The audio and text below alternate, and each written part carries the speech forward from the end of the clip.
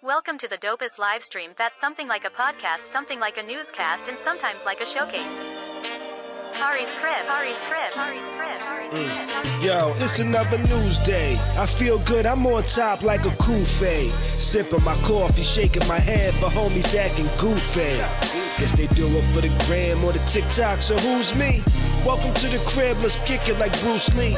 Part intelligent, part ratchet, that's half Neil deGrasse, and half Boosie. Listen, man. Real spit, now that's lit, homie, truthfully. If you in the Tampa area, you should be down like Bruce B. We treat the pod like sex, we start slow into full speed. You like the way we work it? 9 p.m. we going in, we potting perfect. Beez and Tati is my posse. No worries because I know my posse got me. Be careful, we might snap like paparazzi. But yo, let's start the show with getting lit like sipping hot Tati. What's good in 10 pretty people? Friday evening, my name is Khary. This is my crib. And I invite you into my home for another evening of the dopest live stream. That's something like a podcast, something like a newscast, and every now and then like a showcase. We have another dope show for you tonight. It's been about 2 weeks since Will Smith smacked a smile on the Chris Rock's face, and the Academy Awards dropped a 10-year ban on as a result. We're going to talk about what that means. We also have a new Supreme Court Justice in Judge Ketanji Jackson. I feel like doing Miss Jackson right there, but I'm not. We're going to talk about it. We're also going to discuss, is it ever a bad time to break up, fasting on whiteness, and a bunch more. I'm joined by the homie Beez, Buddha, the beautiful Tati. What's up to all my house guests in the chat, everybody watching, podcast listeners listening. Hit that like button, hit that subscribe if you're not already. Share this with your peoples. Let's have some fun tonight. Phone lines are open.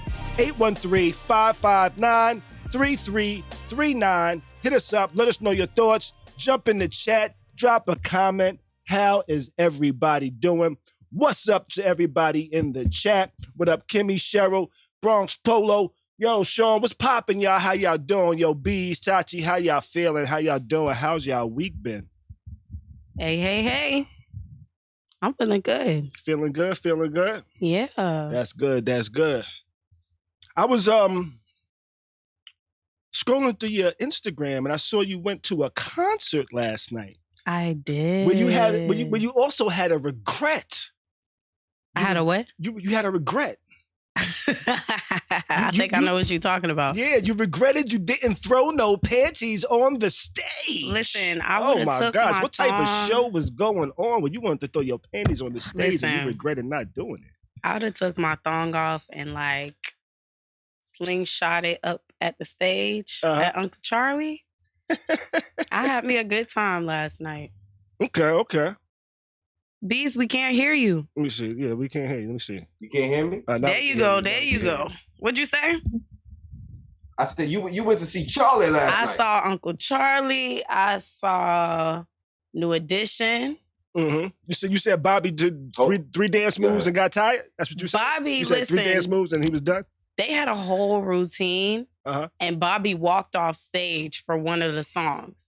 And then when he came back up, they was like, why you left? And he was like, because I missed practice that day. He ain't know what the hell was going on. But he was very lazy doing the dance moves, you know? Like, he was very lazy, very tired. Bronx Polo said, oh, shit, listen, you're throwing the big drums. I got to ask this, though.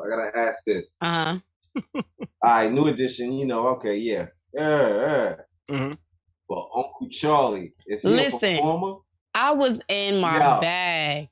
I had good seats. We was on the floor. So we were right there at the stage. It was so lit. Okay. I was in my bag. I had such a good time.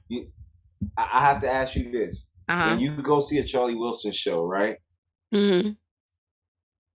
I think the part of the Charlie Wilson shit that fucks you up is that you never realized that you knew that many fucking songs. Oh my God. I was singing his literally every song. Like it was incredible. And he wasn't even supposed to perform. He said his doctor didn't clear him to actually perform. But he came anyway. And he was still dancing. Now, I was about to ask, was he moving to where it looked like he might have problems performing? He actually grabbed his knee at one point, but he was still dancing. Like, the backup dancers were amazing. He was still dancing with them. Did he say why? What was wrong with him, or why he couldn't be cleared? He just said he had, I think, knee surgery or something like that. Okay. So he wasn't supposed to be there, but he was there, and I was grateful. We missed Jodeci though. Oh wait, Jodeci was there too. Man, I got there late, so Jodeci performed first. They performed first, and a whole 30-minute set. I got there maybe 2 songs into. Now, I have a question.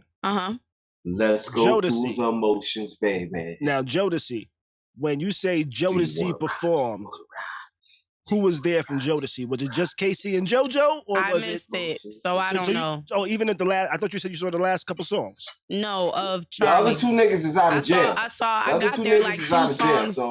Huh? What's that? The other 2 niggas is out of jail, so they might have performed too. I got there like 2 songs into Charlie. I missed Jodeci's whole performance. I didn't even know that they went on stage. I thought that they had canceled. Okay. But nah, they performed first.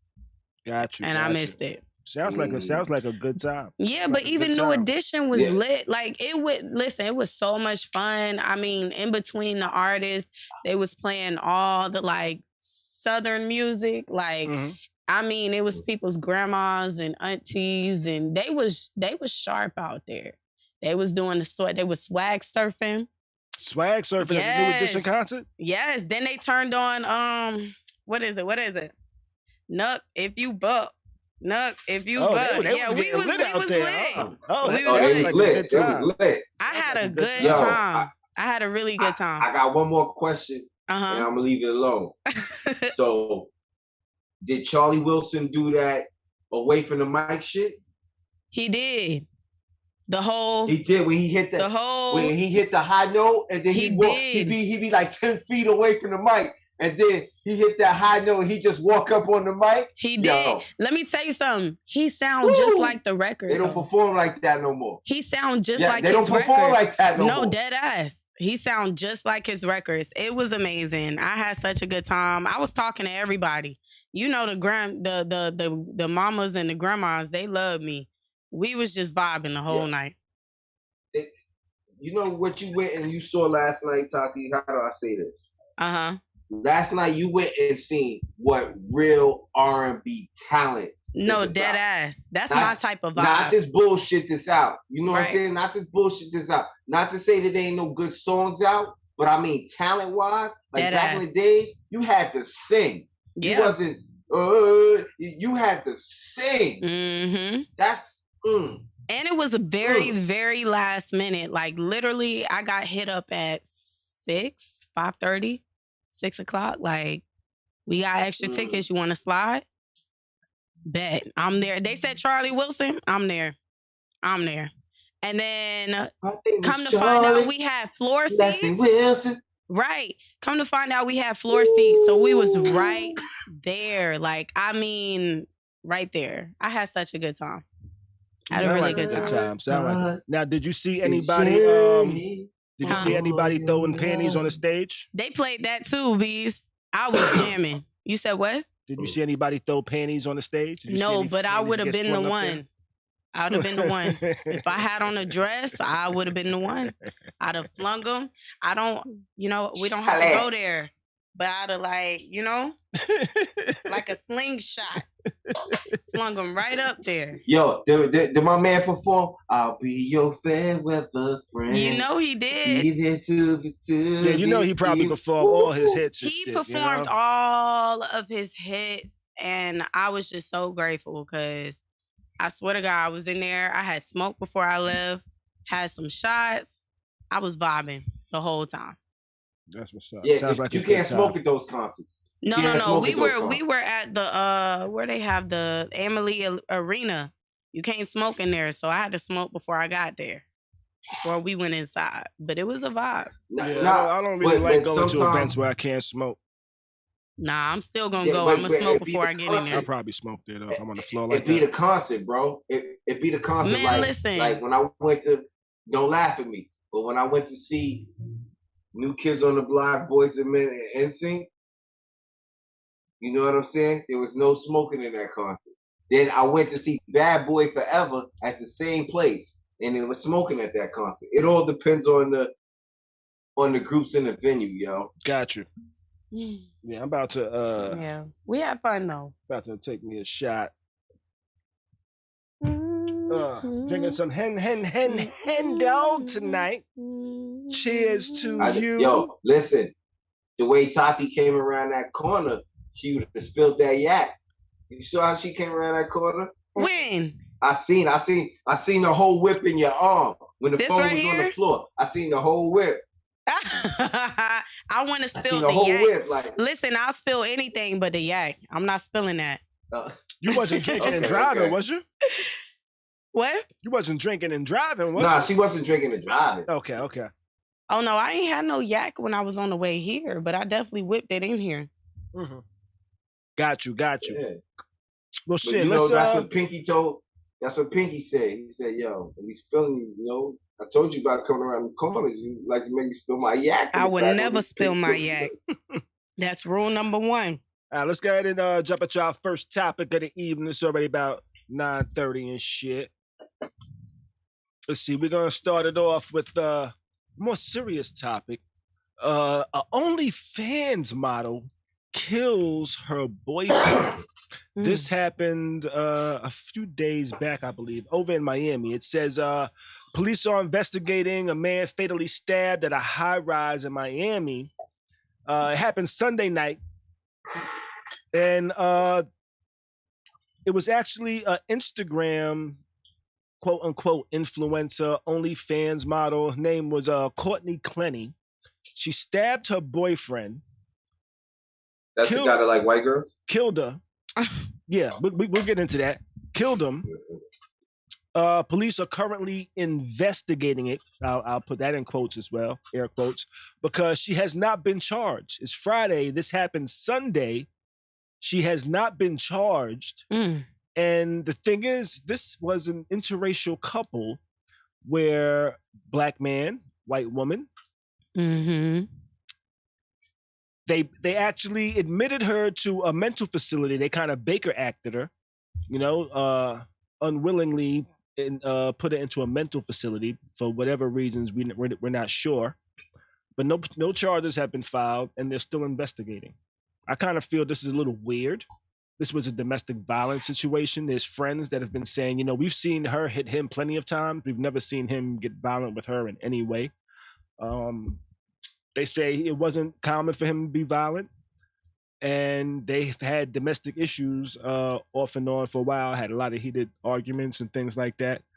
But people have only said they've seen her be violent, and that's it. But she has not been charged, and she's the white girl. And I don't know the details of the investigation, but I kind of feel like if both parties were black, somebody would be in jail right now.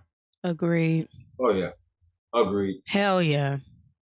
This is sad. I've seen his cousin, like his family, tweeting about it as well. This is bullshit. Pictures came out where she was on the floor with blood all over her. That's insane. Can you imagine being his mom or his dad and and having to see some of this stuff? And knowing that she's not in jail, but in a mental facility. Yeah, that's... And then you know what? You know what else I saw? I saw Julia Fox, the lady Kanye was dealing with after Kim, say that pretty much like she was innocent. Julia Fox saying, how does she know? Let me quote it. I don't want to be wrong. How does anybody not involved with the case know whether she's innocent or not? Let me quote it. Hold on. I don't want to misquote. Is she the Marcus Allen to the OJ? Like it's. I wish she would have just shut the fuck up, because it really sounds very racist. Hold on. Let me find it.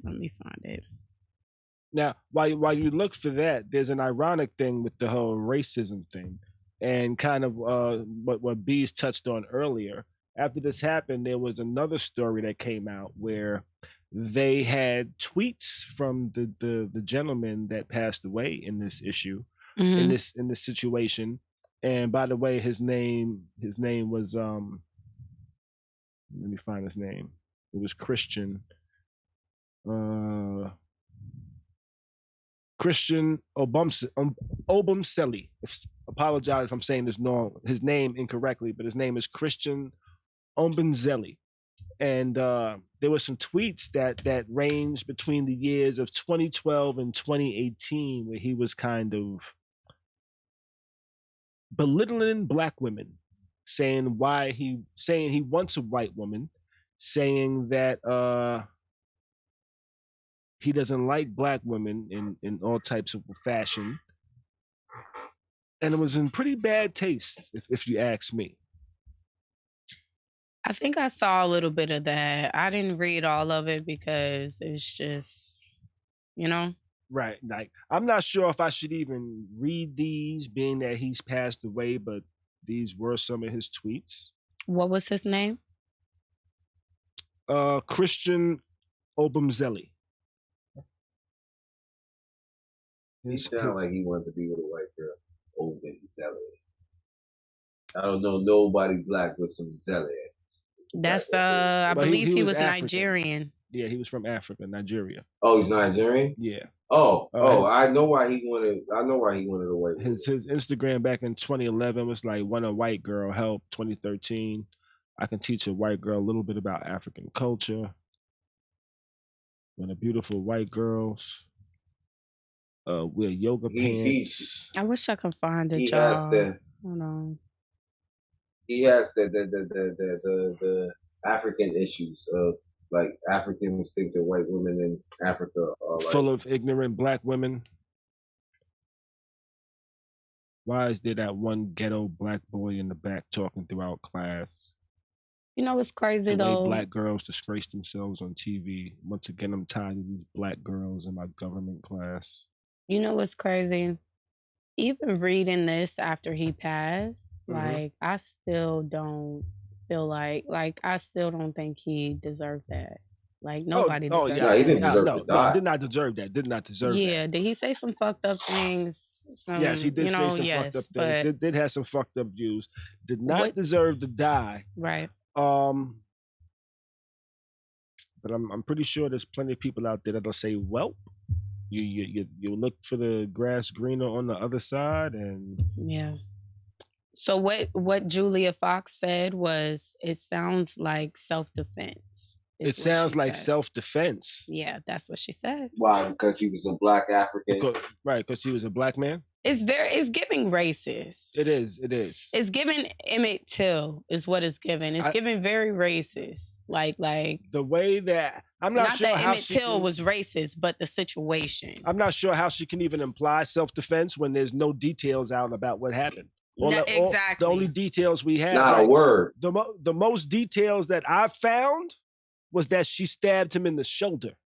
That she stabbed him, the video, how many times did she stab him? She was Baker acted. I haven't found out how many times they stabbed her. That she stabbed him. Okay. All I know is that she stabbed him in the shoulder, is what it says. So it could be anywhere within this vicinity, like all the way from the arm. Imagine all the way up to the neck right here, and just Well, she could have hit him on the side of the jugular. Yeah, that's terrible. There's major arteries there, but he passed away. By the time he got to the hospital, they pronounced him dead.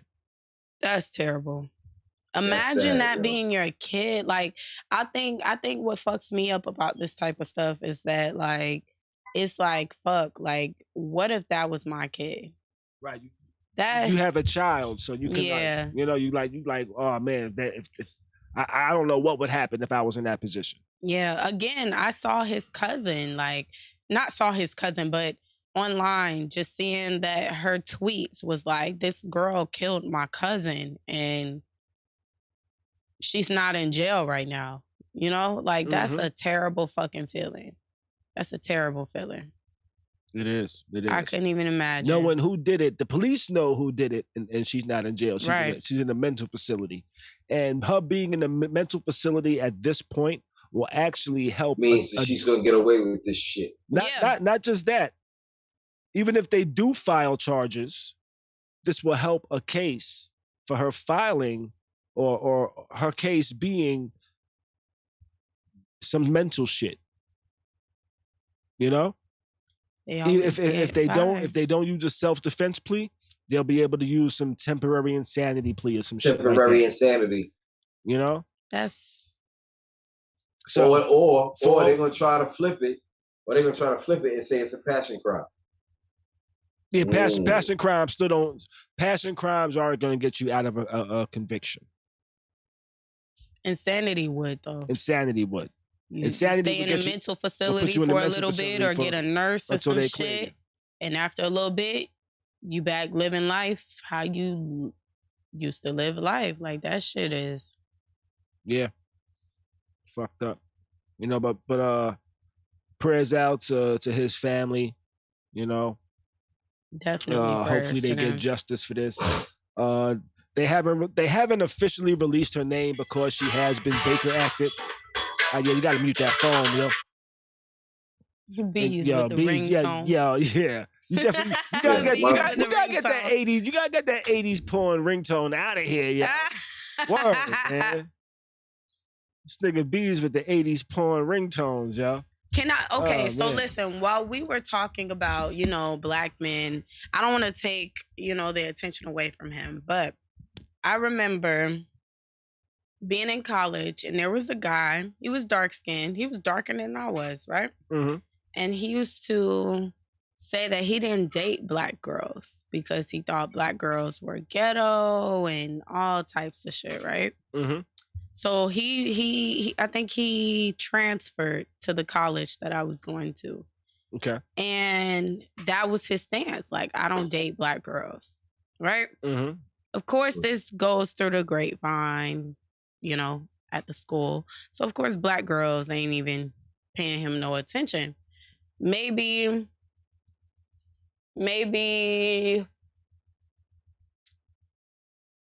a few months, not even a year. Uh-huh. Right? Goes by. And he hits me up. And of course, I'm looking like, the fuck you want with me? Like, you don't date black girls. Why are you hitting me up?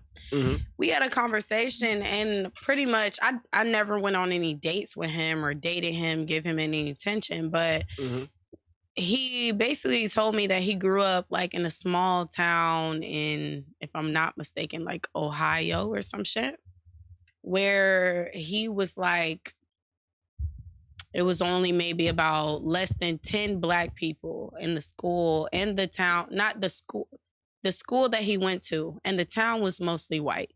So he told me he went to like, he was only surrounded by white people. A bunch of white people and very limited black people. Yeah, and the black girls that he did see were, that stereotype, fighting and, Okay. So he assumed that that's how black women were. And until he got to the college, he said. And then he met other black women from the Bahamas, from Florida, from all over, that didn't act like that. And he had to change his stance. But see, I never fuck with him because I don't think that you should be that ignorant to even be speaking like that, But like, that gave me a different perspective because I could have just been like, I don't even want to talk to you. You don't fuck with black girls, And then he explained, it's like, okay, I get where you coming from, but it's just like, still wouldn't fuck with you though. I still wouldn't fuck with you. So, but that gave me a different perspective. Like, okay, when people say things like this, is it just really like a deep rooted hate, or is it like, I just don't know any better. Like, I haven't seen any different, I can understand that. Am I here for it? No, but I can understand that. That being his perspective. Yeah, people with that perspective base their perspective off of limited interactions. Mm-hmm. And when I say that because not all girls in my hood was hood, but there was some that were ghetto, and I could definitely say before I left my neighborhood, I might have thought all women might have acted like this. Mm-hmm. But even in that instance, there was people in my block that didn't act like that. Mm-hmm. You know? So I was able to see, okay, there's some that don't act like that. Not everybody's the same. Now, I'm not going to give that as an excuse on why people can just judge people off of a couple of interactions. You know, I've had some negative interactions with white people, but that don't make me hate all white people or think all white people are bad. You know? I've had bad interactions with black people. I don't think all black people are bad. No, I agree. I ain't gonna count. White people throw me for a loop sometimes. Like, it's like, no, I don't hate all white people, but you know, you treat them with a certain, not you treat them, I treat them with a certain, almost like I'm gonna fill you out before I make my decision, but I'm still kind of like here, you know? Got you. Still kind of here. I'm not a big proponent of, I'm gonna give you the same energy you give me type of shit. Unless it's a new white person I meet. I feel that. You know, because I'm not sure. I don't know if this person was raised racist or not. No. Regardless of where they're from. So I give energy when I'm feeling people out. Agree. And I feel like I feel out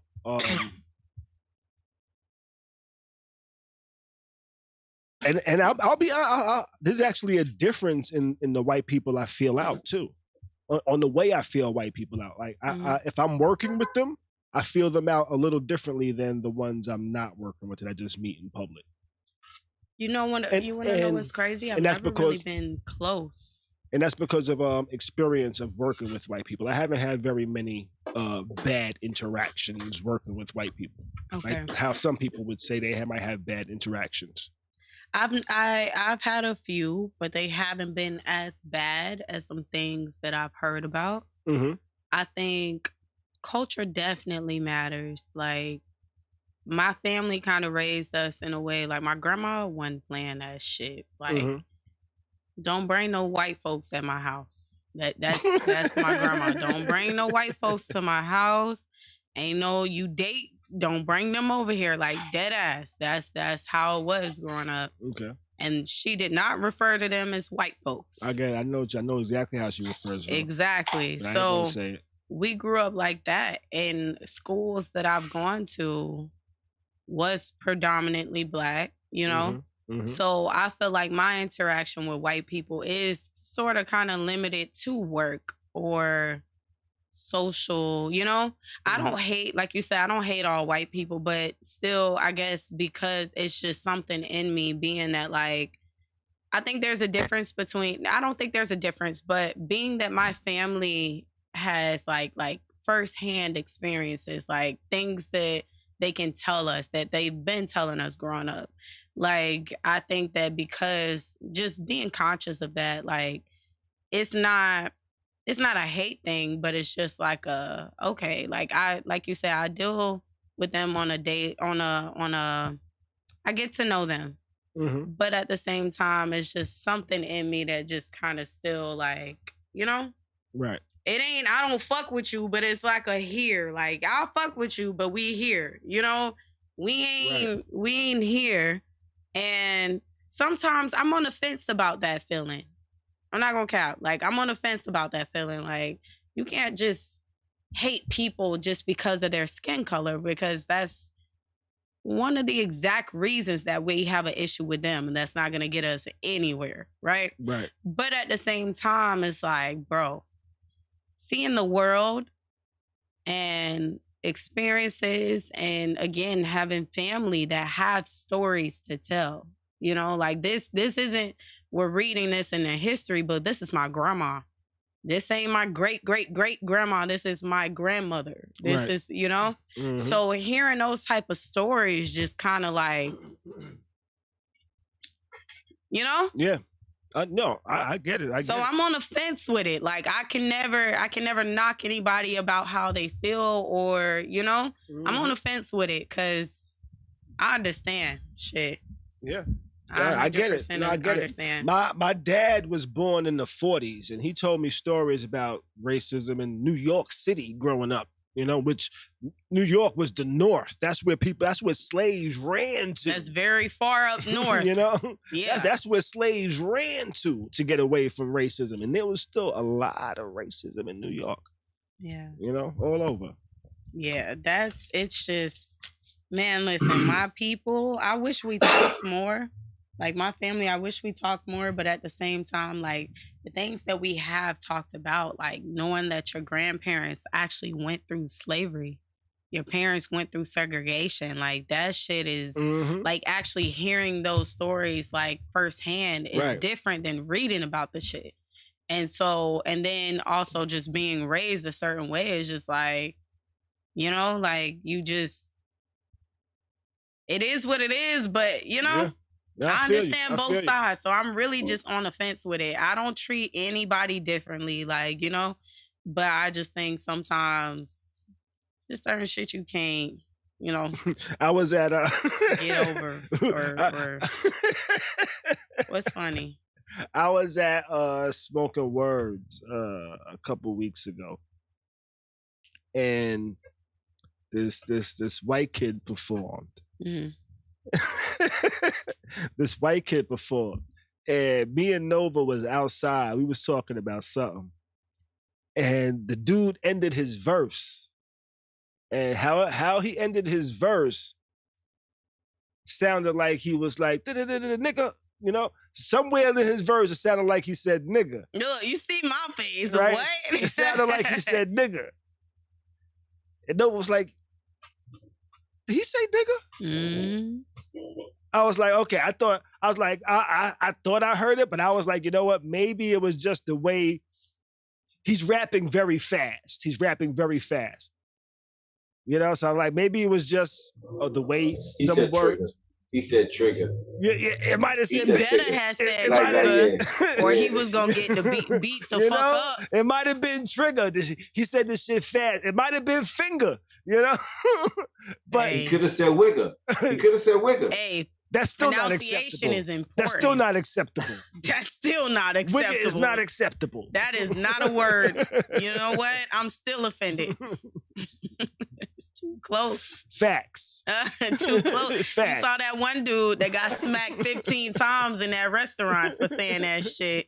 By the other old dude. Yeah. What? He said, what you said? Smack the shit out that man. I think your video is kind of lagging a little bit over there too, Tati. I think so too. Yeah. But when the dude left, she frozen. When the dude left, Nova actually like, hey, did you say nigga? What did you say? Because I need to know. And he was like, huh? She was like, in your rhyme, did you say nigga? He said, oh, no, I would never say that. Good. Right? See, he was like, oh, because at some point I was like, yeah, it did kind of sound like, but I was like, maybe it's just because the nigga was rhyming fast, And it was kind of wrong for me to probably refer to him. What did he say? As a nigga. I don't know. I didn't ask him. Didn't say what he said? I didn't ask him to break down his lyrics. He was like, he was like at what part? And we couldn't tell him exactly what part. Oh. Hey, I need you to run back through that, homeboy. Listen. And that's why he was asking what part, because he was going to explain it. The way he sounded, like he was going to explain it. Exactly. What he said. The way his was like, oh, no, I would never. So, what that part? He was going to explain to you with that part. That's a fact. Like, I'm not walking out of here until y'all understand that I did not use that word. Who was that said, who was that? Was that Shannon that was like, where the dude was like, why can't white people say nigga? And he was like, you can. Do you want to? Go ahead. That was Delroy Lindo. That was on some. It was some type of skit or something from a movie or something. That was a skit? Yeah, it wasn't a real life thing. I thought that was a real life, like. It looks like this was a news. It looks like it, but it wasn't. It was like from like a. Wow. I know. Marlon Wayans did like a skit about that. Like he had a friend, and his friend was like, "Yo, can he just say nigga?" He's like, "So what if it's just me and you?" He was like, "Nah, like it's not okay. Like you don't get a pass. I did not know that was a skit. That's so crazy because, excuse me, I feel the same way. Can you say it? Yes. So I actually saw a video today. But should you block your face? Yes. I saw a video today that kind of made me a little mad, yo. And I couldn't watch the video more than like 30 seconds. But I'm like, yeah, I'm just going to get real mad and want to smack this black dude, yo. What was it? So it was a black guy walking around, filming himself, giving white people a piece of paper. And the white people looked at the paper and said, really? Really? Don't tell me it said you could say nigga. Yeah, it was like a nigga pass. So he could say nigga one time. And the white kid was so excited to say nigga with him. He actually said it? Yeah. But the kid really treated that piece of paper like something official. Because he said it the first time. He said, nigga, what up, nigga? Right? Then he said, say it again. He said, can I get another pass? He gave him the pass. He said, what up, my nigga? Yo. He treated it like a real pass. But that shit made me upset, even though I'm laughing at it now. I got a little upset at that shit. Like, yo, fair. That's not nice. That's not right, yo. But can you explain that feeling? Like, somebody asked me about that one time. Like, what's that? The feeling of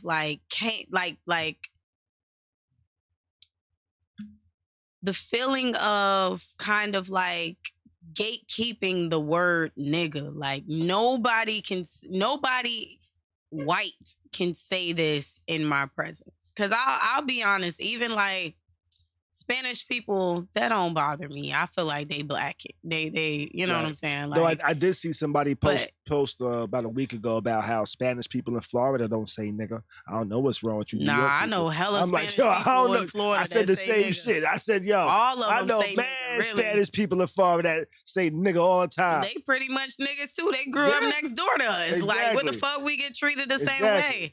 I just think like the feeling of, like when I asked, like, did he let them say it? He was like, yeah. I'm like, like that feeling of gatekeeping the word nigga. Like, if you say this, I'm obligated to smack the shit out of you. Right. You know? Right. Can you explain that feeling? Me? Can I explain the feeling? What? I'm wanting to smack the shit out of somebody for saying nigga? Like. Or giving them permission to say nigga? The feeling of like there has to be consequences if it's said in my vicinity by a white person. The reason why Can you explain that? Put that in words. The reason why I feel like there would possibly be consequences is because they know better. And they know they're hitting a trigger with that word.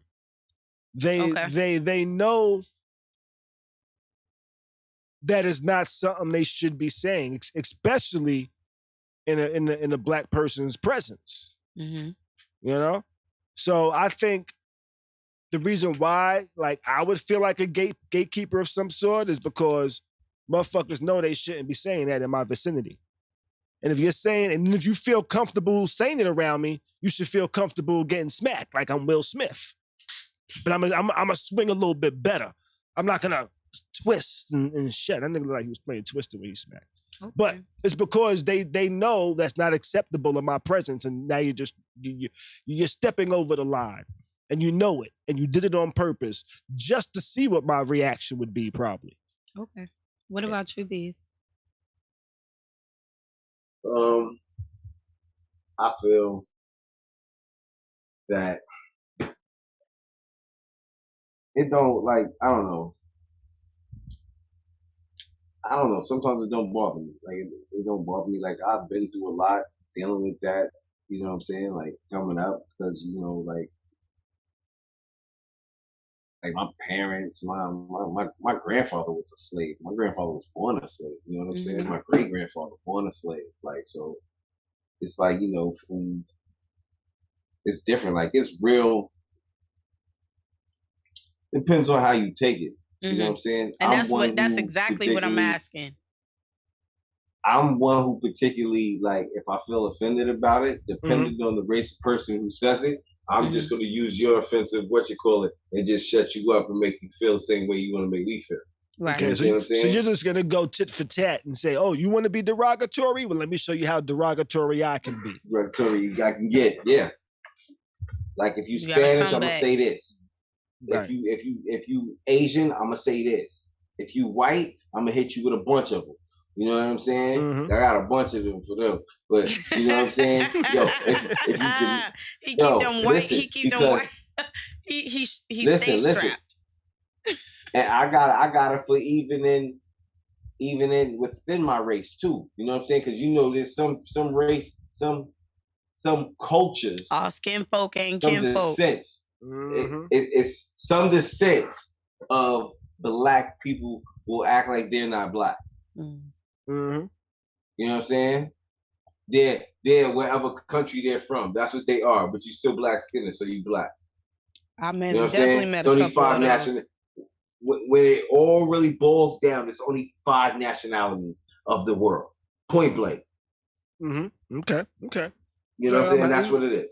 Yeah. Let's I was just curious, just because, like, I know, like, when I get upset with that type of stuff, it's because of, not only do I feel like it's just in me, like, it's just, I couldn't even really pinpoint exactly why, like, you can't say no shit like that, but at the same time, it's also solely because of, like, the people that came before me. Like, Beez says, not my great granddad, him too, but my granddad, like, my dad's dad was born a slave. Like, my grandma born a slave. My other grandma, my mom's mom, she has stories of being, like, hosed down walking to school by white people.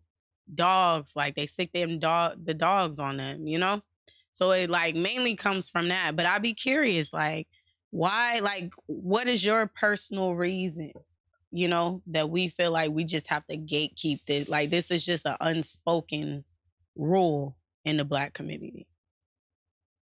What's your personal what? I'm sorry, I missed that part. What's the personal what? No, I just wanted to know, like, what was your, like, why do you feel like you're obligated to gatekeep this word? Like, what is it? Like, what's your drive? Because it's definitely an unspoken, like, rule in the Black community, but just what drives you? Period. To, like, I mean, I'm obligated to smack anybody that say this shit in my face, especially a white person. Like, what drives you to that feeling? I don't know. Like, you know what I'm saying? It's so crazy. I think due to the fact that we say it ourselves, I think, like, mentally for me, even if a white person says it, depending on how they say it to me, I feel offended. You feel what I'm saying? I feel more offended with a white person like boy or something like that. Yeah, you know what I'm you saying? say that boy too hard. Like Wait a minute. Yeah, like that type of shit, like it be shit like that offends me. No, I understand that. That's exactly what I was asking. Like, I think that it's just, like, me personally, my personal thought, I feel like it's just so deep rooted, like that hurt and that trauma is just so deep rooted into our culture, into our blood, our people, our DNA. Like, I just really feel like that's why you really can't explain why, like, I feel like I'm obligated to rectify this situation. And this is the only thing, like, I feel like that's why it bothers us so much.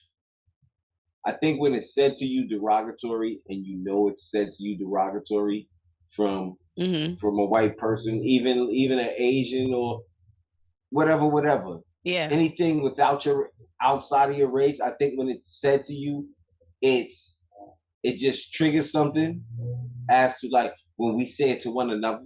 Yeah. You get what I'm saying? Like, why is it that trigger is not pulled? Right. When we say it to one another. And that's exactly what I was trying to, like. When a white person or an Asian or a Latino or whatever, anything outside of our race. Even when an African says like I feel offended when like an African from Africa be like, yeah, nigga. Like, yo, that shit makes me feel like I feel offended when Michael Blackson says it. So for you, it's like you don't understand our struggle. No, is that it? Because of how he says it. Just the tone of which you say it. Just the tone of how you say it, like. Because, yo, I guarantee you, there's a little white girl that probably could get away with that shit if her voice is tiny enough. You get what I'm saying? Nah, for me, like I think that trauma lives in our DNA. That's why some things you just react to, and you can't even really just say. You can't even say exactly why you feel a way. It's in you. I feel like that's one of the things that's like just in each and every one of us, like, just, it's in me. It's in my DNA. That shit just bothers. It triggers me. You know, even if you're a person that, like, you haven't had too many, like, racial run-ins personally, but you've only seen them, I feel like it still bothers you in a way. Because it's like, I just think that trauma just lives in our DNA. Like, that shit aggravates me. Don't say that shit in front of me. You know? Mm-hmm. So I was curious. I actually meant to go live and talk about this earlier today, but we were already kind of talking about it. Okay. So Beez, while y'all was talking, I was actually looking some stuff up because Beez said there's only 5 nationalities. Though you was partly correct and partly incorrect, Beez. There are 223 nationalities. Nationalities represent the nation you're from. There are actually 195 countries which give citizenships. So there's 195 different countries that give out citizenships. In those countries, there are some splits in the nationalities on which they kind of consider themselves different things. But there are 5 races that are. I think that's what he meant, races. Right. So there's white, there's black, there's Asian, there's American Indian or Alaska Native. They are natives. And there's Native Hawaiian or Pacific Islander. Yeah. Those are the 5 races. Yeah, I think he meant races because you're one of the 5.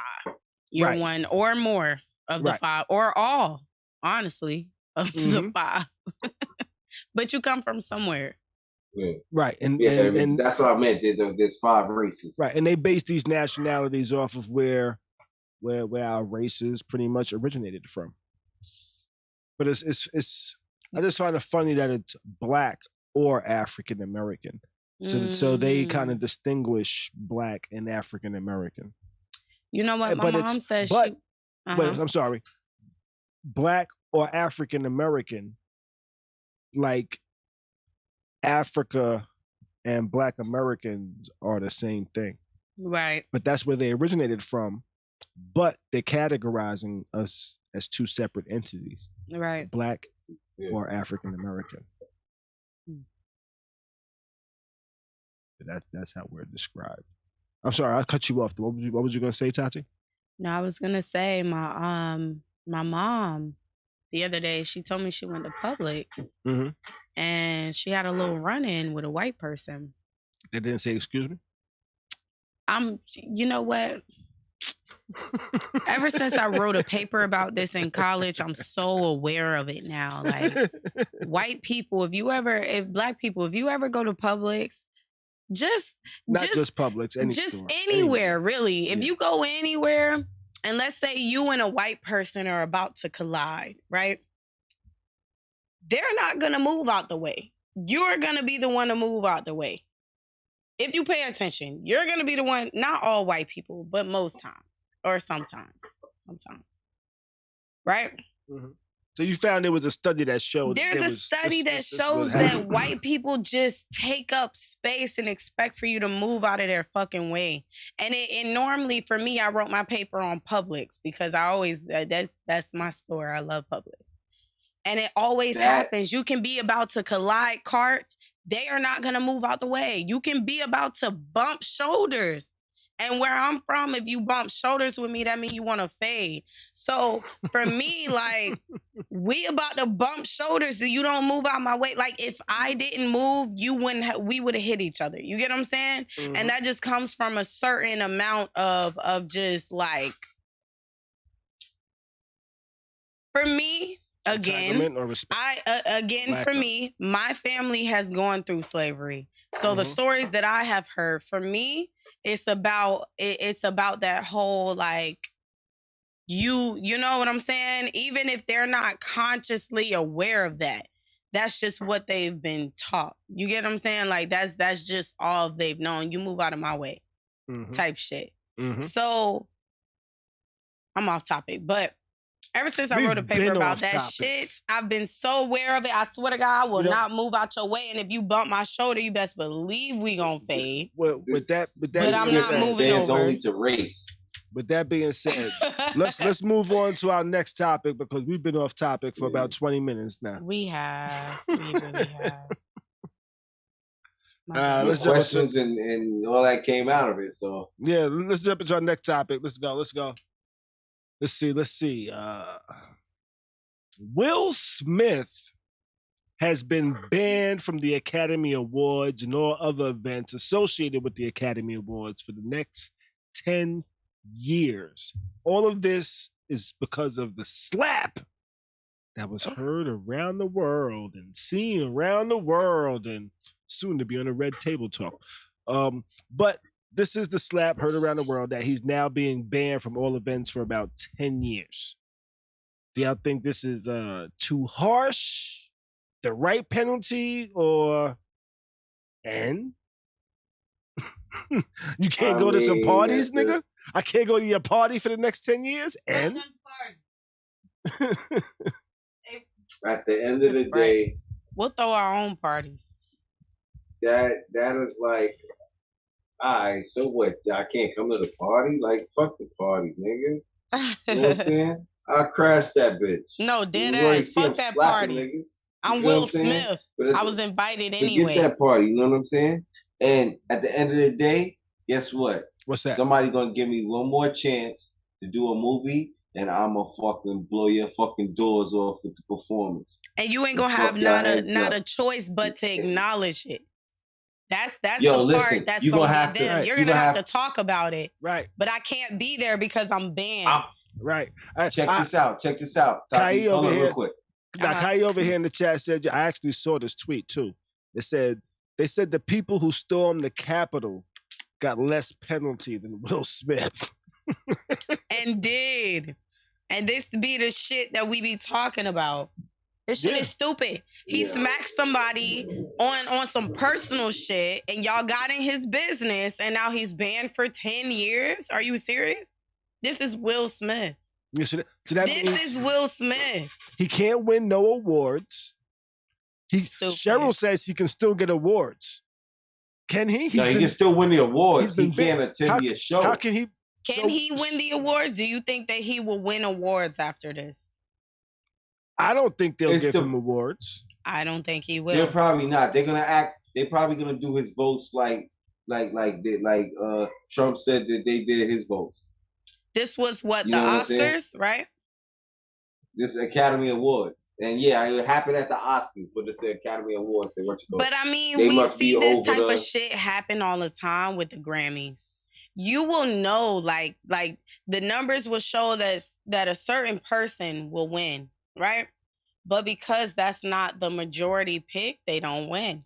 I feel like this isn't like something that we're not used to seeing. That's why like a lot of Black artists don't even care about these award shows because they're like, you know, saying that you have an Oscar or a Grammy is like a big accomplishment. But at the same time, like they overlook so many people. And you just got to realize that this is just a group of people's opinion. It's not even a fraction of the opinion of the world. You get what I'm saying? That's why the numbers and the opinion don't match up, because it's opinion. So for me, I feel like, is this a big deal? No. We just saw who? Samuel? Was it Samuel L. Jackson that just won his first Oscar? Mm-hmm. we just saw him win an Oscar, but we been knew he was great. You get what I'm saying? Like, you don't really need these accomplishments to be recognized. So because at the end of the day, like for American movies, like Samuel Jackson is gonna go down in the history books. There's nothing y'all can do. Will is gonna go down in the history books. He already has. He already did that. Been there. So, as y'all was talking, I was looking this up. Phone lines are open, Wayne. I was looking it up. It says it has been revealed that Will Smith can still be nominated for the prestigious honor, but he would not be able to pick up the award in person or virtually if he was to win another Oscar. I told you. So they're going to say like, oh, Will couldn't be here with us tonight, so I'm going to accept this on his behalf. Right. I used to always be curious about that shit when I was younger. Like, what you mean he going to be there? Sometimes the person that just couldn't be there. Uh-huh. Yeah, like with situations that there'll be a lot of times where like somebody will win and they can't be there because they're filming another movie, or somebody would win a Grammy and they can't be there because they're in another country performing. Tour. Do they still get their award though? Yes, they get a mail to them. Actually, a lot of times those Grammys you see them walk off stage with, or those awards. Well, I think it was the Oscars. Bullshit. I mean, yeah, they're not. It's like they take them back at the end and actually mail you your actual official award. Really? It's like they kind of recycle. Yeah, some shits is like plastic and shit like that. Like them shits. What is the purpose of that? TV. I mean, like y'all knew what day y'all was filming. You get what I'm saying? Y'all couldn't have them hoes made already. Yeah, but they didn't. I think they have a limited amount at the show, and then they mail them to the people because they don't want to have 150 of whatever awards at the show, and not everybody shows up. Yeah. You know, people accept on your behalf because they just found out you wasn't going to be there. So now all of a sudden you got such and such actor saying, I'm here to accept this on their behalf when they just got asked 5 minutes before they went out there. Okay. Yeah, I was always curious about that, but personally, I don't feel like Will needs to be there. I don't feel like this is a big deal. We already know that he's great. He's a great actor. I think we already know that, you know, like this isn't anything new, I feel like, to be like, oh, this is acidine. This is like, okay, it's they new do to this be shit banned all from the the time. Oscars, though. This is the first time I heard somebody banned from the Academy Awards. That's true. I didn't think it would be 10 years for slapping a nigga. 10 years, though. That's wild. Okay. That is wild. 10 years. You can't go to parties for 10 years. Y'all need to mind y'all business. The next time, you know what? At this point, he ain't going to go back. I wouldn't go back. Fuck it. It's over. It's a wrap. It's a wrap. I feel like people need to mind their business. If somebody got smacked, they got smacked. Shit. Don't nobody need it. I don't feel like anybody needs to be banned. Mind y'all business. It happened. Did he want to press charges? No. Okay, bet. That's how it happens in the streets. I feel like that's how it should happen in Hollywood. But because it's Hollywood, it's like, okay, now somebody has to play, I don't want to say God, but authority. Somebody has to have authority and issue consequences. Like, that's just stupid. It is. 10 years is crazy. 3 maybe, that's punishment, but 10 is wild. Yeah, Khary over here. Khary, he did say he thinks somebody's banned, but I actually looked it up, and there was actually a story about this today about Will's ban, and they said, somebody said, I'm not sure who it was, they said 10 years is ridiculous, but the Academy banned Will Smith for 10 years, but not Kevin Spacey, Harvey Weinstein, Casey Affleck, Woody Allen, Mel Gibson, Roman Polanski, James Franco, James Toback, Dustin Hoffman, and there were allegations against Jeffrey Tambor, Richard Dreyfuss, James Wood, and Engel Escort. #Oscars. This was a tweet. And that was 13 names they named. And I guess all of those people have like some type of sexual allegations. Pedophilia. Yeah, but again, some type of pedophilia allegations. I wouldn't say pedophilia, but just sexual allegations. But then again, like, I'm not surprised. We see this shit all the fucking time. Like, Yeah. I don't think it was warranted, but I'm not surprised at all. Yeah. Oh. Let's take a call. We got a call coming in. The hotline is blinging. Yo, what's going on? What's your name? Where you calling from? You live with Khary's crib. Yo, man, what's up? My name's Luke. What's going on, Luke? Hey, Luke. Yo. What's good I'm with you? pissed off about the whole shit, man. What's that, the Will I'm Smith like, band? I just want to tell my mind, man. What you want to say? I can't believe that Will Smith got 10 years, man. A 10-year ban from the Oscars? Yeah. It's a little wild. It's like a hospice sentence, man. It's what? You got in 10 minutes. That's terrible. So you got 10 minutes for real, right? How's that real? How's that real, bro, man? How's that real? Especially when there's a whole bunch of other people that have done some man? serious things that can go there whenever they want. Right. People just doing whatever they want nowadays in the world. You know what I mean? It's just like, it's not fair. It's like, there's wars going on and shit. Right. Yeah. I just think very different, separate matters, but I get it. That's just my opinion, man. I don't know. I'm just done. I feel. Well, what's you say your name's Luke. Where you calling from? Calling from over down East Berlin. Got you. Okay. Well, I appreciate you calling in and giving us your thoughts, man. Yeah, that's just my thoughts, man. I'm just trying to process this shit. Got you. And I didn't get any of this message you got before. I'm just Love Will. Got you. Yeah, I feel like there are just so many other things that we could be talking about today, other than getting smacked and getting banned for 10 years. I feel like I don't know. It was on the low end scale for me. Was I a little surprised? Yes, but 10 years is wild. It is. It's a long 10-minute story. Can't blow these things out of proportion no more, man. Mm-hmm. You're right. Let's see. I think what the fuck's wrong with people? You just watch Don't Look Up and understand. Yeah, Don't Look Up was an interesting movie. I didn't even watch that movie. I appreciate you calling in, Luke. I appreciate you calling in, yo. Don't Look Up to slap, man. It's not that hard. I appreciate you, bro. That was Luke giving us a call from, he said he was in Berlin, right? Berlin, I think. Yeah. Listen, I did not watch that Don't Look Up movie. The first 10 minutes, I'm like, what the fuck am I watching? And I just turned it. I enjoyed that movie. I read a little summary about what it was about, and it seemed interesting. It was an enjoyable movie. It actually seemed realistic to me. I said, you know what? This is what might happen.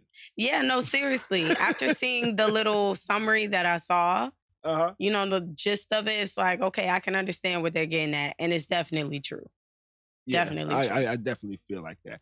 But this whole Will Smith being banned for 10 years thing, I thought it was a little wild. I did hear that Chris Rock hired a law firm. I'm not sure if he's going to file charges or anything like that, but I did hear that he did retain some lawyers. Or I read this. This is in the rumors. This is what I heard. What else?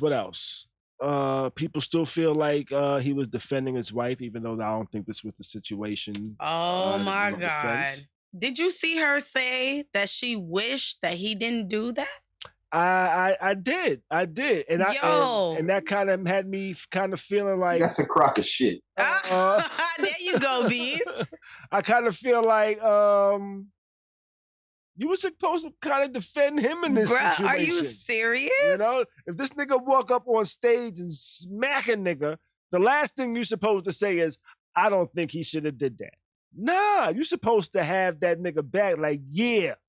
I didn't ask him to do it, but it was kind of like telepathy.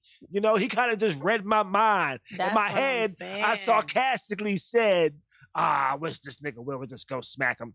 But he missed the whole sarcastically part. You know? That's embarrassing. Like, yeah. So me personally, I feel like all of the shit I've been seeing, the memes, making fun of Jada, making fun of Will, their relationship, the entanglements, I feel like I have been impartial to them because I feel like, you know, they've already addressed them. I understand open relationships, you know what I'm saying? So like, I haven't, you know, but now like you just not having his back after, you know, all this backlash. And you're just like, oh, I wish he didn't do that. Are you serious? That's some shit that you say to him at home. Right. That's not some shit that you say to the media. It's almost like, even when he's wrong in public. Right. Even when he's wrong in public, I'm going to have his back. Behind closed doors, you know, or I'm going to be impartial. Behind closed doors, I'm going to tell you fucking wrong. You get what I'm saying? That's embarrassing. No, that does not always work. That does not always work, but that is embarrassing. And you know what's embarrassing? What's that, Beez? When they put the two pictures, when they put the picture of Jada Pinkett next to the chick that was in I'm Gonna Get You Sucker, and start taking off her legs and all that, that's you know what, Beez. That's embarrassing. But you know what? I actually had a time where I was dealing with this girl. She got into it with this other girl. She said some fucked up shit to the other girl, which I felt was out of character. I told her in private, I said, yo, you said some fucked up shit. She said, you supposed to have my motherfucking side of my back. I'm like, yo, that's why I'm telling you this shit in private. You know? I'm telling you this shit in private. Even though I didn't say anything while you was talking to the motherfucker, I waited till we got in private and I said, yo, that was some fucked up shit you said. That's kind of out of character.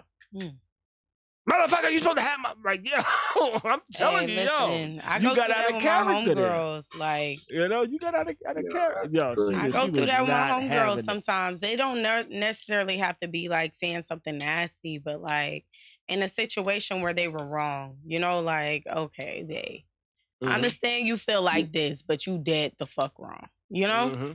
Now, when it went down, I may not have said anything. I may have just been like, all right, let's go, you know? Try to diffuse the situation. But behind closed doors, you definitely dead ass wrong. I ain't gonna cap. Like, yeah, you feel away, and I understand. I respect how you feel, but you dead the fuck wrong. What you gonna say, I can Beez? respect that. Yo, my dad said that my niece did that to him one time. What's that?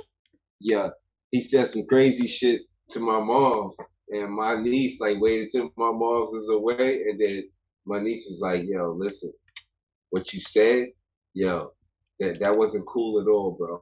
Like like you shouldn't have said that. Like for real. Right. And my pops was like, he was like, yo, I had to respect it. Like he said, I had to tell your mom, but he's like, yo, I had to respect it. Like she waited till we was alone to tell me. Like that's crazy. That's wild though, but you know. Let's see. All right, BRB. All right, let's move on to our next topic. Let's get up out of that one, man. This topic tonight, is there a wrong time to break up? And what got me on this topic tonight was I read a story where Albert Pujols, is that how I say his name? Did I say his name correctly? I think so. Well, he filed divorce from his wife of 22 years. And he filed divorce days after she had brain surgery for a tumor. And I said to myself, I said, you know what? I'm not sure if that's the best time to break up with somebody. At least wait till they get better. For me, and this is what I'm saying to myself. At least wait till they get a little better At least wait till they're totally healed. You know, at least wait till the stress of that recovery is off of them until you give them the stress of a divorce. That's my thoughts. That's what made me wonder, is there ever a wrong time to break up? Because I don't know what they're going through. I don't know what's going on. I don't know if they, but filing for divorce after your wife got brain surgery for a tumor is kind of wild, in my opinion. That's dirty. I don't have that in me. That's different. Yo, listen. Like, that really sounds like he already had somebody else that he was planning to move on with. That's what that sounds like to me. It's like, Even if you do, is that the right time to do it, though? No, hell. No, it's not the right time. Yeah, if you already had somebody, hey, they should understand, she just had a brain tumor. And, she just had an operation. So we ain't doing that. That's I don't know. Maybe I get it, because you be a fucked up caring. individual. Nah, you be a fucked up individual to leave somebody in that situation. Like, even if you're not trying to be with them, I think you should still be there for them. Right, especially after 22 years. I don't know what types of ups and downs they had, but after 22 years, I don't think there's ever a right time. I don't think there's ever a right time to break up, but this definitely is not it. Dang, that's not it. Okay, what about what was that movie? I forget the name of that movie. It was Robert Downey Jr. and what's the dude that played in The Hangover? The chubby dude with the beard. I forget his name. Zach Galifianakis, the Galifianakis nigga, right? He played it with Robbie Downey Jr. and it was a part in the movie where he was crying because his girlfriend or his wife left him, and it was right when his dad died. He was like, "My dad just died. She left me." Like he kind of like implied like she knew his dad died and then she left him. Like if your significant other's like dad died or mom died, but you was thinking about breaking up with them, would you still break up with them? Or would you kind of wait till they kind of got over that hurt before you threw some more hurt on them? Or would you say, you know what, they already hurt, so let me just throw a double whopper on them so maybe they can get over it at the same time. Huh? Right. I don't know when to leave, so let me just pile it on so they can just get all this hurt at one time and not have to like get hurt, and then right when they recover, some more hurt come on them. I definitely don't know when to leave, so I'm definitely a stick around until they get over that hurt. And then I'm gonna slowly. But now try to think. Now, if you are taking their pain into account, if you're saying, you know what, I'm gonna take their pain into account. Mm-hmm. Is it better for me to just pile pain, or wait till you get over it just to give you more pain? What seems a little more evil? Because from the perspective of the motherfucker that's getting the pain, I think both of them could seem pretty evil. Like if you're going through the pain, and you're like, oh, you're gonna break up with me while I'm going through this? And then when they get over the pain, they're like, oh, right when I get over it, you're gonna do this. Which one? For me, which one? My personal opinion, I would rather wait. You would wait? Yeah, like, because it's like, okay, just because we break up does not mean that like I hate you or that I don't care about you. So no, I would never leave you like in that state, and just pile that pain up on you. I personally, that's not my thing. Khary over here in the chat says, yo, sounds strategic. If she doesn't respond to divorce papers by a certain amount of time, does she lose anything? That's a whole different perspective. That is another perspective. That's a whole different. Yo, listen, that's a whole different demon right there. Yeah. Right, that is a different demon. Because I tell you what, that's a whole. I got divorced, and I had a long marriage, and my lawyer was like, "Yo, you need to get this thing done, because once you hit a certain threshold of your marriage, you face like life alimony, nigga. Oh, really? Yeah.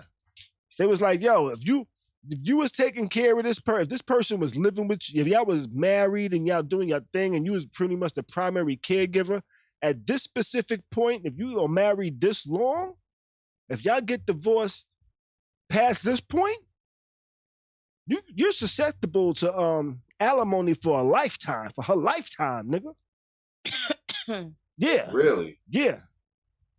I always wondered how spousal support and alimony worked. It works different in every state, but I think like the general guidelines are all the same. I think the general guidelines are if you're like the sole provider of the family, and so if you're working every day and you have a stay-at-home wife, or if she's working and there's a stay-at-home husband, and y'all have been married for like 18 years or more, at least in the state of Florida, you're susceptible to being, boom, lifetime alimony. Though they are cutting back on alimony depending on in instances where people are working and people have their like separate careers, just like their incomes are different. But if somebody's like taking care of you, you might have alimony for the rest of your life with that person, which could have been an issue here. I mean, I understand the concept of alimony, but then again, that's wild. Yeah, that's wild. Well, I understand the concept, like, not saying that, like, not saying I wouldn't pull that card, but I understand, but that's wild.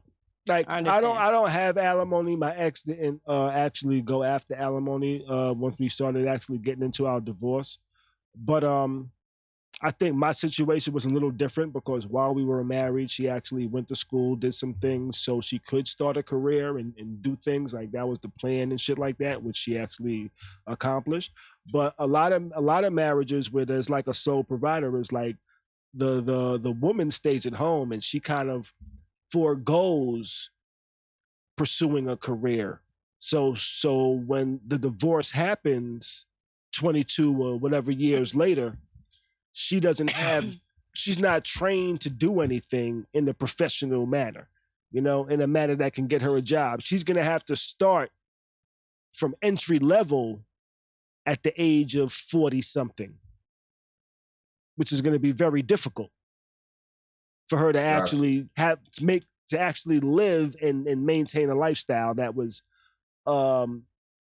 comparable to the one she's been living for the past 20 years, that the person that was the sole provider accustomed the person to. So for the past, the courts are saying, hey, for the past 20 years, this is how this person was living. If you had them in this nice ass, big ass house, you can't expect them to just boom. Now they got to go live in a shack in the hood because y'all ain't together no more after you got accustomed to that. And she has no skills, no education, right? Not necessarily education, but skills and work history to where she can get a job that pays for the lifestyle that she's become accustomed to. Oh, got you. So it makes sense in some instances, not every single one, but some instances it do. But in the instances of like Dr. Dre and them niggas, that's wild. That should be crazy. That should be 8.5 million. Billion. How billion for Bezos' wife. God damn. Niggas be getting shit. Listen, you know what? And then gave millions of it away. Yeah. Bro. Yeah. Taxes. That's tax write-off. That's crazy as hell. Yeah. Niggas is getting billions out here in alimony. Spousal support. It is. Spousal support and all that shit is crazy. Coming in the game. You heard Mary. Mary said her ex-husband, she couldn't pay her rent because of that damn spousal support. Mary's an example of that too. Of the opposite side. Of the opposite side. What's his name? Jesse Williams. He just got his was it alimony or child support lowered from like he was paying like $40,000 a month. Got it lowered to $6,000. Yeah, he was paying $40,000 a month in like child support or some shit. And he got it lowered to $6,000 or something because he's no longer on Grey's Anatomy. He no longer has that income. Oh, I saw that. And it wasn't permanent. It was temporarily lowered. No, I heard about that. And they were like, well, you shouldn't have quit. That's crazy. Mm-hmm. But did he quit because of the spouse too, or did something happen? Like, is that his fault he quit? I'm not sure. I don't even think we should even try to get into that one. No, I'm not. You know? I don't watch that whack ass shit. Let's get up out of this topic though. Let's jump into our next shit, man. Let's get up out of that one. Let's see. Oh, we got a new Supreme Court justice. Judge Ketanji Jackson was confirmed. Her full name is actually Judge Ketanji Brown Jackson. Is officially confirmed to the U.S. Supreme Court, making history. Period. History as the first Black woman to ever hold the position. She'll be officially replacing retiring Justice Stephen Breyer on the highest court. Senate Republicans Mitt Romney, Susan Collins, and Lisa Murkowski all joined Democrats in voting for her. And for those that are unaware of what Supreme Court justices do, Supreme Court justices hear oral arguments and make decisions on cases granted. They are usually cases in controversy from lower appeals court. The court receives between 7,000 to 8,000 petitions each term and hears oral arguments in about 80 cases. So they get about 7,000 to 8,000 cases sent to them. And out of those 7,000 to 8,000, they only listen to 80, about 80 of these shits. They're like, yo, we ain't got time for all that shit, man. Just give us these 80. Hey, if you saw the videos that like the things that she went through to get where she is right now, like you remember maybe about 2-3 weeks ago where they were like grilling her, white people grilling her, you know, and she had to just keep her cool, like, you know, that in itself is an accomplishment, you know. I think that this is absolutely amazing. I'm always here for our win. Always. It is. I think it's dope. Absolutely. I think it's dope. Now, I think it could help on the Supreme Court, you know, with some things that are being heard in the future that could definitely have impact, that she might be able to have people start to think and look a little differently than based on the shit that they're used to. So I think it gives another perspective into the Supreme Court. I think it's representation that's very much needed. Not only is she Black, she's a woman. Not only is she a woman, she's Black. Right. And she's in the Supreme motherfucking Court. Okay. No, I saw not only is she people Black, trying she's to a bring woman. up. Not only is she a woman, she's Black. I saw people trying to bring up the fact that her husband is white, and so is what's the Asian American chick, the vice president chick? Kamala Harris. Not chick. Kamala Harris. Yeah, the vice president. Just Come the vice on, president. Beez, put some respect on her name. That's the vice president. So, I'm sorry. What was that comedy shit? Was it Dave Chappelle? I'm not sure who it was. It was some what the fuck was it? I can't even remember what it was. But it was something like, but you're married to a white woman. And he was like, and if the revolution ever happened, what was that? I'll take it out. He said, I'll take it out just to show that I'm serious. You know what? I'm joking. I do not want that to be a clip. It was but, a comedy. Oh, shit. What the fuck, Khary? I don't know. My camera wilding over here right now. What the hell? Oh, shit. That's just a little crazy. You know what? Beez. Yeah. This is gonna be the screenshot for the thumbnail. Yo, you know the what you call it when they be like, you ever see the blend the scan joint? It's like, it come it be, I don't know what's it be going on like a whole group or stuff like that, or the picture from Good Times. Oh my, I haven't seen that, but no, that's wild. That's wild. Yo, that's the scan. They got one with Bone Thugs and Harmony. Like, dude, boom, he stopped, he posed, and then it's like he's in Bone Thugs and Harmony with them. Oh, for real? Like he dead ass took a picture. Yeah, nah, it's the scan. What is it, Scan Line or something like that? I think it's an app. Some cool shit though. Okay. You know they got they got a couple of other little what you call it that you can pick throughout the my camera errored somehow. I don't know. Oh shit, he back. He's back. I had something like that happen with my TV. Like it went out and it looked terrible for days. And then I just turned it off and didn't touch it again because I'm like, you know what, fuck this. Like, you know, I gotta get a new TV. I probably didn't touch it for like a week and a half. And then it should just started working for you again? It's perfect. I have no issues. That happened with my Xbox. But I'm prepared to buy another TV now. So you said so that was like your TV warning you that you're gonna need a new TV. No, that's why I said I'm prepared to buy another TV now. Yeah, that happened with my Xbox. Oh, for real? My son was over and he was playing. He wanted to play this game, and my controllers wouldn't work for nothing. So I was like, I couldn't figure out what was wrong with it. So then I just turned it off. And he left. I just like, you know what? Let me unplug this thing and all that. I unplugged it. Everything worked again. That's crazy. Technology. Why him playing with it?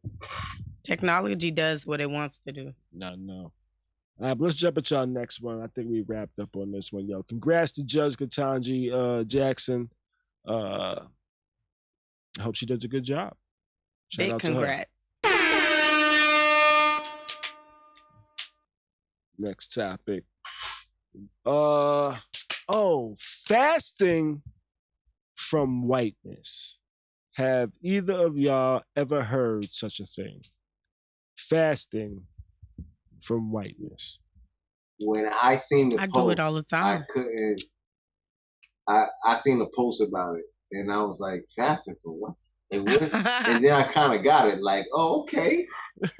No, well, I do it all the time. Check it out. So there's a Chicago church that's led by a white pastor that announced they are fasting from whiteness. First United Church of Oak Park notified church members in March that they would fast from whiteness and will do so by not performing songs or hymns written or composed by white people. And it says, and this is a quote, "In this fast from whiteness, of course, I cannot change the color of my skin or the way that allows me to move through the world."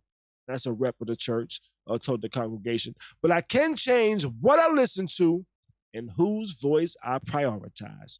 So that is kind of the plan for our worship services through Lent, that we would fast from a time of prioritizing white voices, and that we would use the music and poetry of Black, Indigenous, and people of color and see what the Spirit might do among us.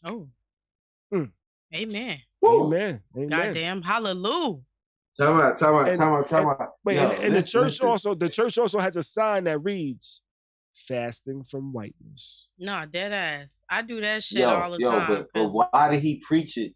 Listen, why did you preach it like a Black preacher? Even though it was a white preacher, you preached it like it was a Black preacher. He definitely did. Hallelujah. I'm kind of feeling that's how he might talk. He might have that soul in him. Yeah.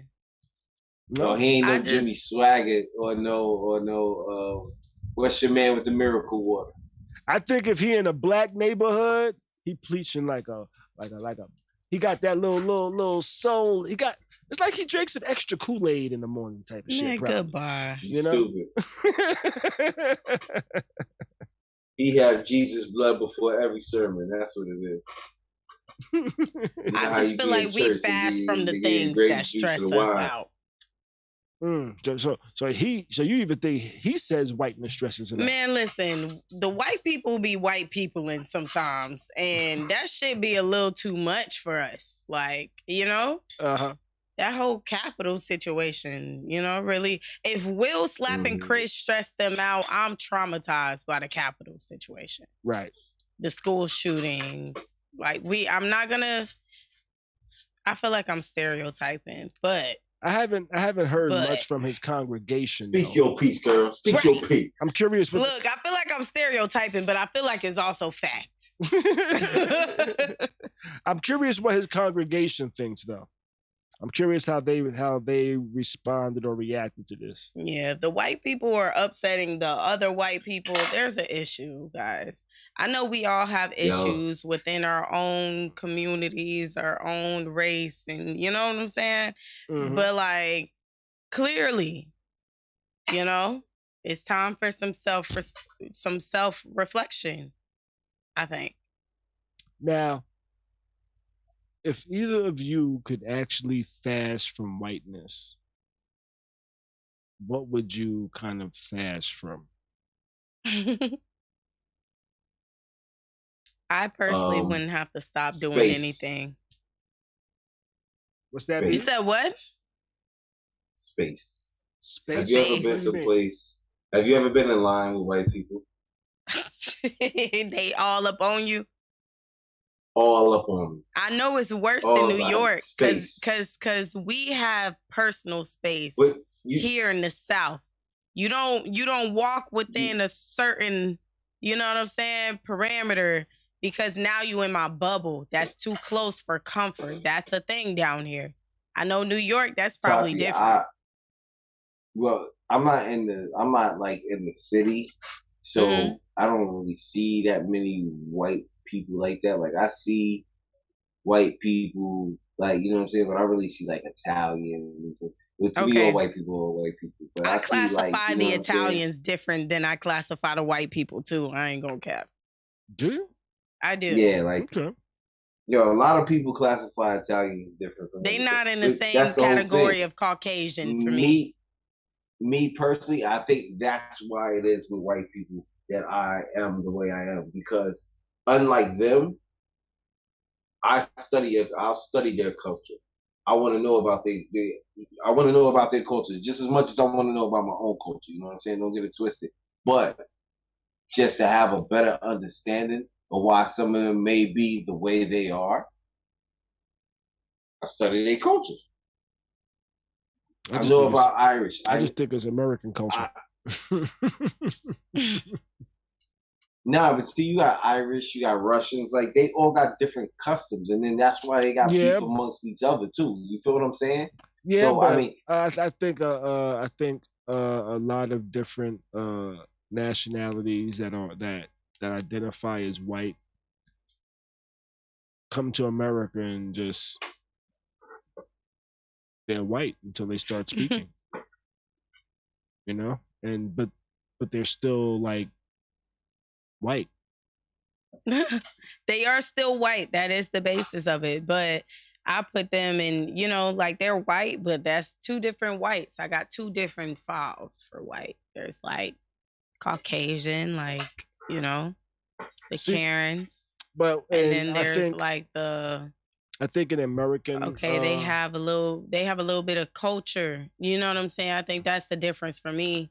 I think in American culture, I think the thing that separates outside of race is class, and that's just pretty much how much money you have. Agreed. So how do you act? It don't matter what nationality you are. Either you got money or you don't. Agree. Yeah. I have no arguments with that. Agree. Yeah. That's the basis of it. That's the basis of most shit. Definitely agree. Until race comes into play. Until everybody got the same money and then race comes into play. Yeah.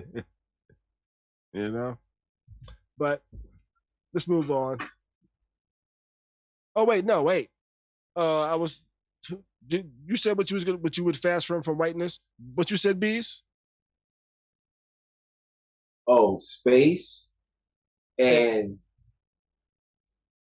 the fact of yo, white people sometimes you need to just mind your business. Don't ask me no fucking questions. You know what I'm saying? Mind your business. You just mind your fucking just business. Mind your business. So Beez says he would fast from, if he could fast from whiteness, it would be space and Karens. That's what he's saying. Pretty much. Yeah. Mind your fucking business. How about you, Tati? Business. If you could fast from something, from whiteness. I don't feel like I interact with whiteness too much anyway.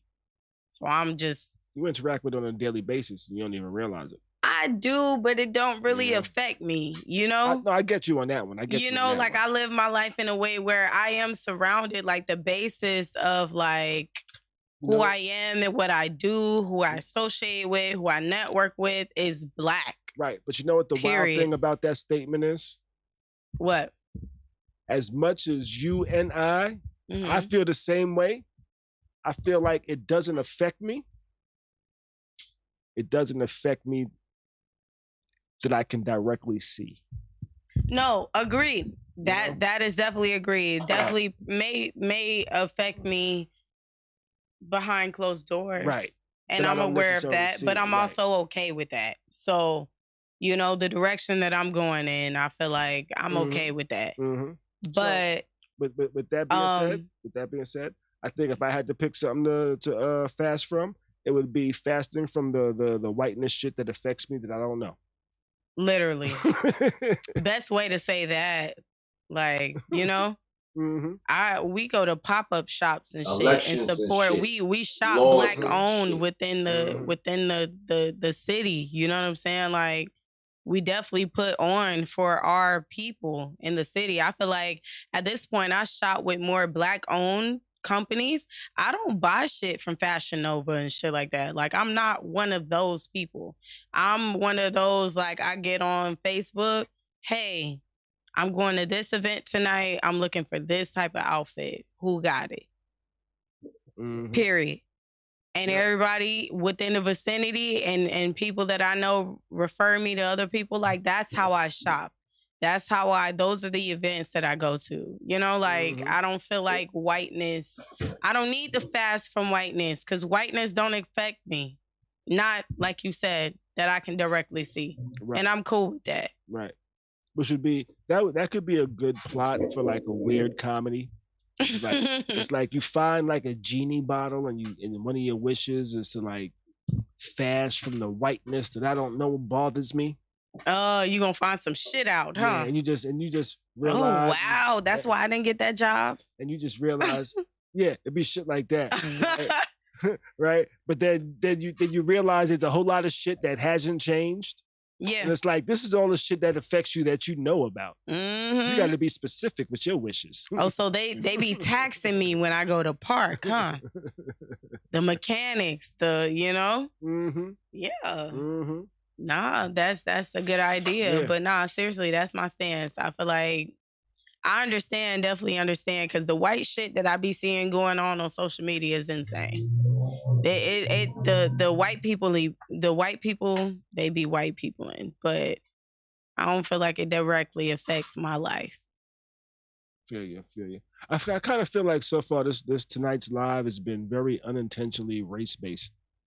Very unintentionally. I think since that first story with that girl. Very unintentional. Killing dude. But to try to get off of some race shit, let's jump into our last topic for the evening, which is Netflix has a new category for short ass movies. And that's literally the name? That's literally the name of the category, short ass movies. Okay. And this category seems to have come based off of a skit that Pete Davidson did on SNL. Pete Davidson did a SNL skit where he was rapping. I think he had what's his name? Damn, let me look it up real quick. I think it might have been like something Doug or some shit, 42 Doug or some shit. Well, he had a skit where they did a song talking about how long movies are nowadays, and there need to be a category on Netflix about short ass movies and shit like that. And movies, they made a category. Right. Movies are 3 hours long, naming movies and how long they are and shit like that. Who was it? I'm trying to think who was it? Gunna was with him. It was Gunna.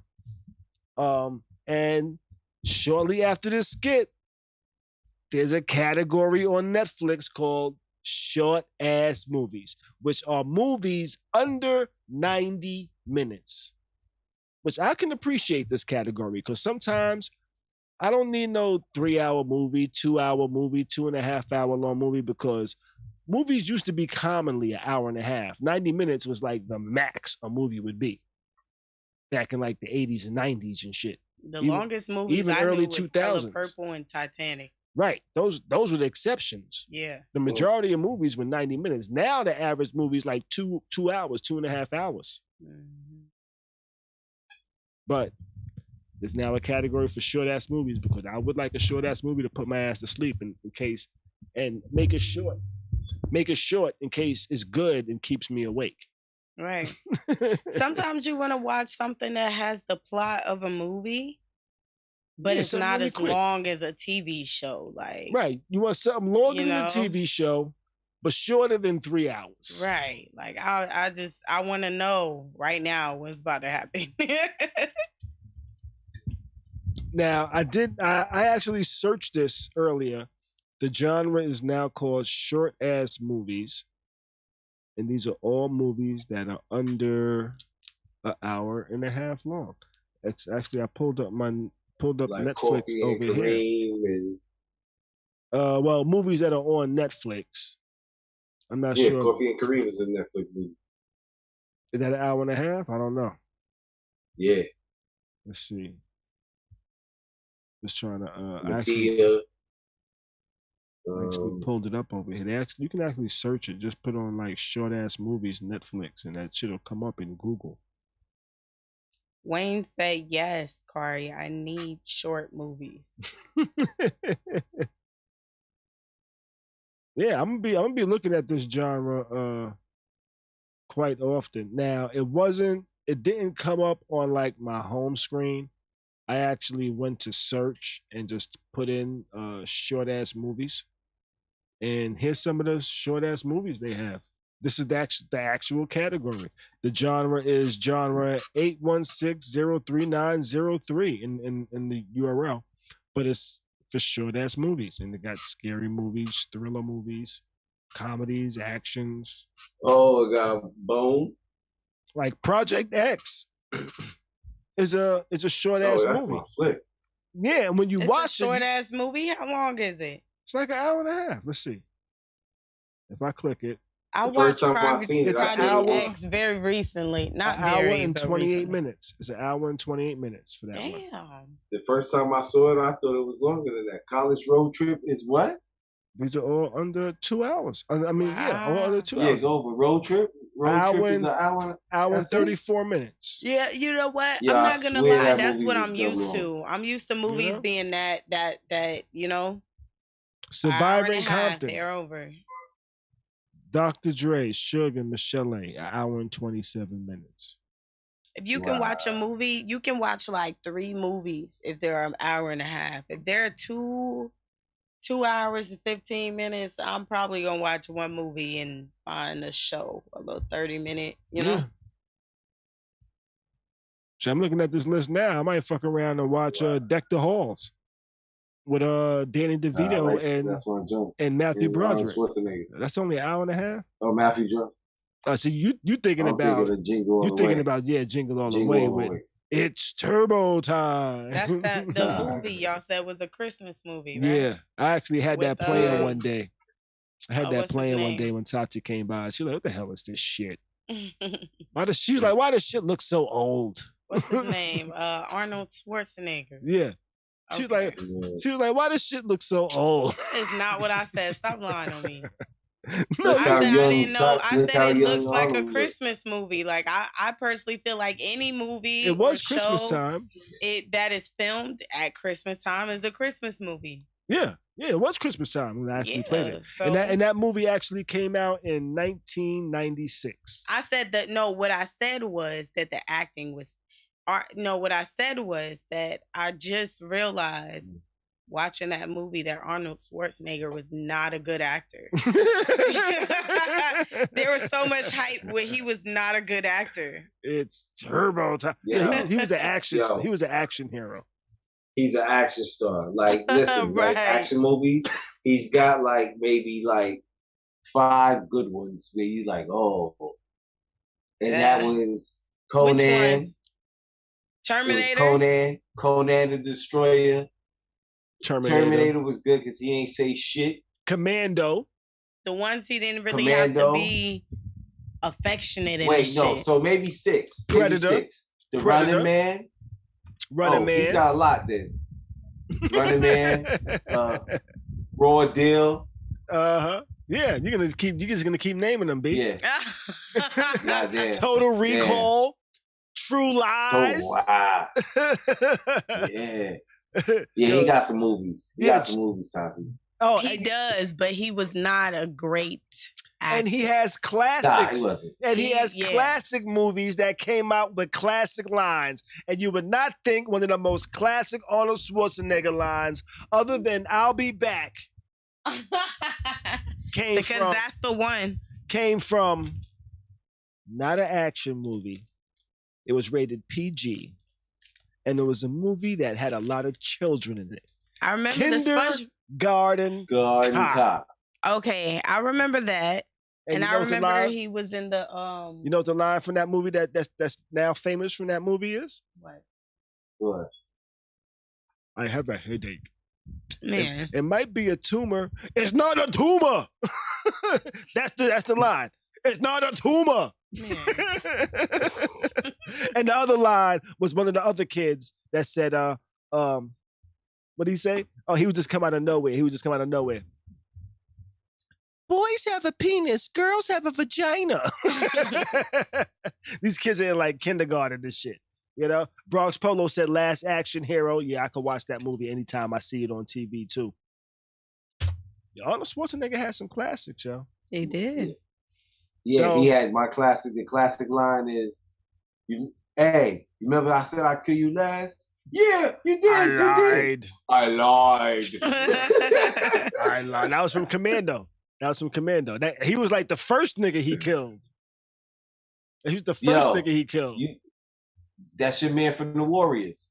Yeah. All right, so Tati, in the movie Commando, the plot was Arnold Schwarzenegger was some badass fucking military special ops dude, and somebody wanted to blackmail him into killing somebody. To blackmail him, they kidnapped his daughter, who was Elisa Milano. He had 24 hours to get on a plane, fly somewhere, assassinate somebody in order to get his daughter back. Okay. This nigga had balls from the beginning. He said, fuck that plane. I'm not doing what you said. I'm going to kill the nigga you put on this plane with me. And I got 12 hours to get where I need to go and get my daughter back.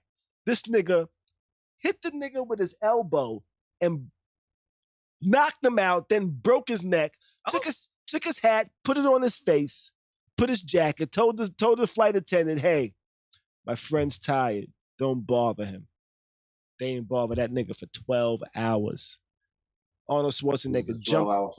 Arnold Schwarzenegger got up when the plane was taking off, said he has to use the bathroom. Mm-hmm. I have diarrhea. Some shit, right?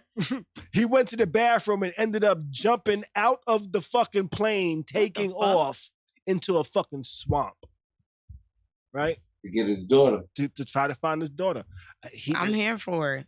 I like movies like that. From the beginning, this nigga said, fuck what y'all want. I'm finding my daughter. This nigga jumped out of the movie plane, killed mad niggas, told the nigga that took him there, said, yo, I'm gonna kill you last.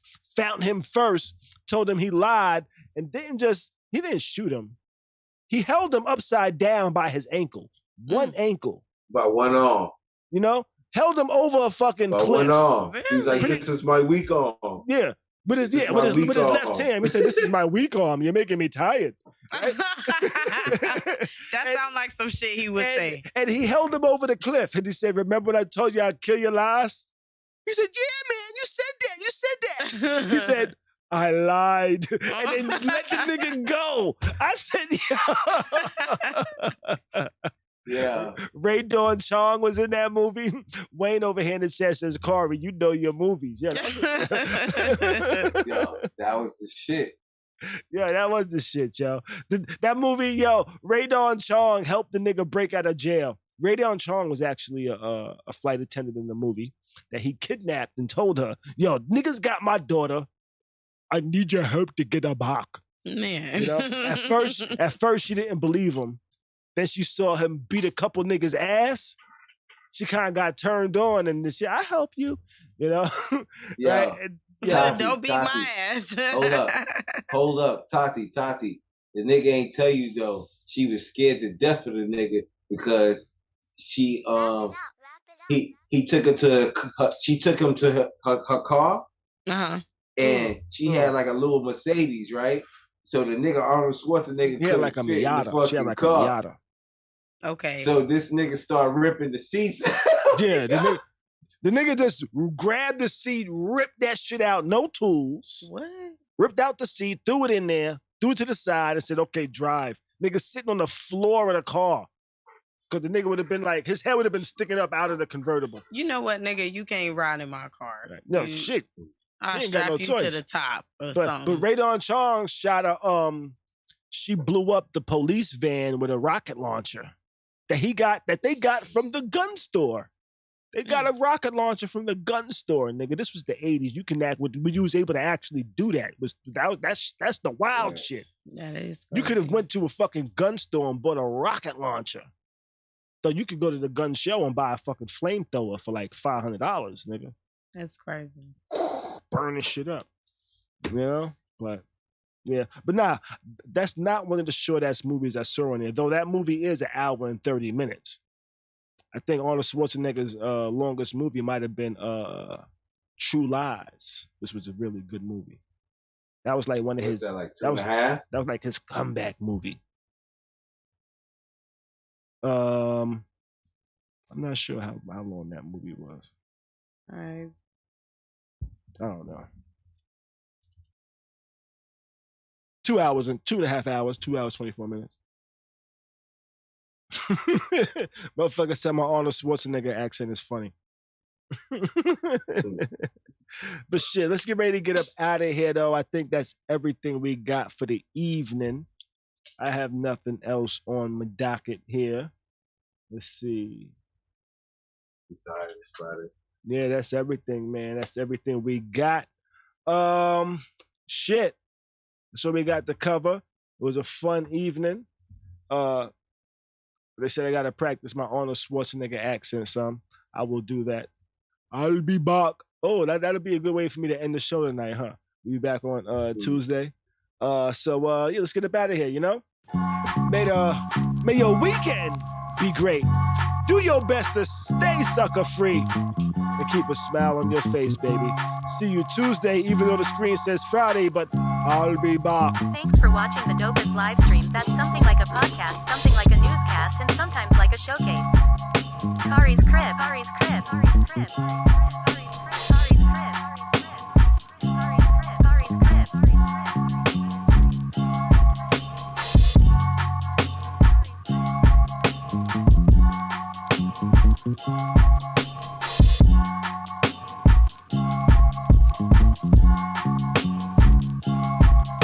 Khary's crib. Crib.